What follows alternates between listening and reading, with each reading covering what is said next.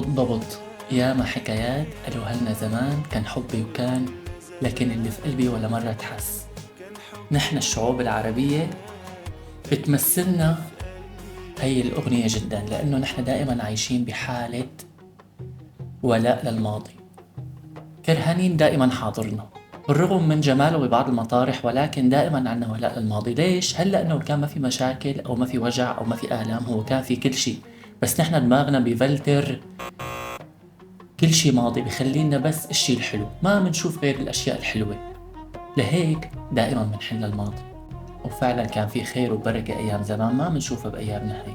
منشوف دائما أيام زمان مقارنة. ليش أفضل؟ لأنه كان في حنية أكتر، كان في بركة أكتر، كان في شي، كل شي له قيمة وله نكهة.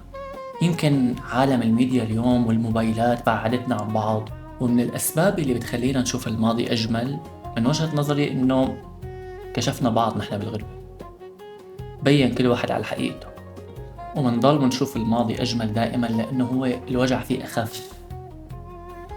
ما كان فيه مسؤوليات بالنسبة لنا. نحن جيل التسعينات كنا شايفين حياة وردية، وفجأة فتنا على حرب وثورة، فدائما أكيد رح نحن للمرحلة الأجمل. حتى الكبار بالعمر بحنوا له لأنه هي مرحلة سلام. لا تسيسوا القصة، عم نحكي عن مشاعر فقط. ومن الأشياء اللي بتخلينا نعشق الماضي وتفاصيله هو صعوبة الحاضر وضبابية المستقبل. فنحن دائما بنرجع لورا فورا، منقدس الماضي بالرغم من وجود الأخطاء فيه ووجود آلام، بس مثل ما حكينا المخ بيفلتر كل شي، يخلينا كل شي وردي وجميل عشناه بالماضي.